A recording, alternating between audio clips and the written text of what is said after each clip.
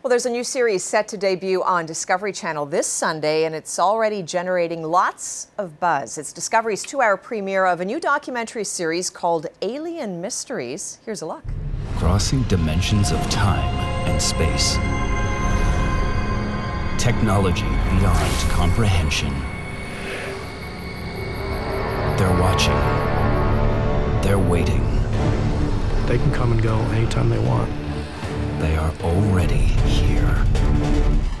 Fascinating stuff. As you can see, the series investigates several first-hand accounts of UFO sightings, alien encounters, and abductions. Joining us in studio is the executive producer of the series, McCairley. Good to see you. Thanks. We've known each other for a while. I've never heard you talk about, this topic, and it's an unbelievable story. These are first-hand accounts, all involving one family, the Reed family, over several generations? That's right. It's actually our premiere episode, and it takes place between 1966 and 2009. Multiple experiences, multiple generations, and sometimes simultaneous grandma, mom, and 2 brothers at the same time having these abduction So are we talking about dozens of abductions and in total here? No, I'd say you could count them on one hand, how many that they've experienced together. That's still a lot though, Karen. Yeah, they're significant, yes. And are they all telling one story? I mean, I'm reading about this intense pressure they describe, feeling this sudden light, and then they're waking up and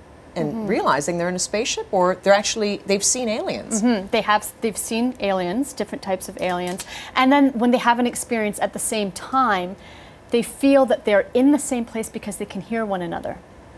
They can hear brothers yelling for the other brother. They can hear their grandmother. They can hear their mother. They can't necessarily see one another, but they know that there is a presence, that they're in this spacecraft together.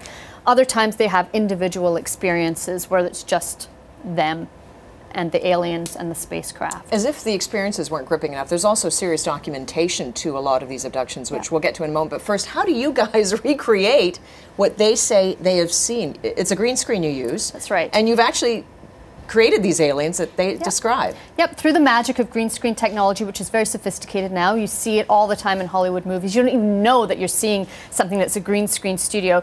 Essentially, the actor will be in a studio that's just all green walls, and we will enhance that environment virtually through computer-generated imagery. And of course, there aren't very many aliens that we can ask to come on and act. Yeah. So we create the aliens, and we create the spacecraft, and everything that you see is at a level that you would see in a Hollywood movie. You know, the obvious question is why? Why this family? I know they've hinted maybe it's their blood type, but take us back to the documentation, the proof that they have, the evidence, because they took this in front of the United Nations, in fact. What is the documentation or evidence they have? Well, first of all, they don't know why they're being targeted. They think that maybe something biologically in their family. Right. And in the show that we will broadcast on Sunday night, you see that there's tangible evidence in 2009 where Matthew Reed is in a field, and he wakes up, and he is about 3 or 4 kilometers from where he stopped his car. There's radiation in the car, there's magnetic field around the car that can't be accounted for, there's thousands of dollars worth of damage to his vehicle, and the last thing he remembers is seeing a bright light and being taken aboard a craft. So the evidence is there around the vehicle, around the car. There's evidence, physiological evidence that they present as well. And we tell those stories, and we present it in such a way as to not try and prove or disprove what's being said.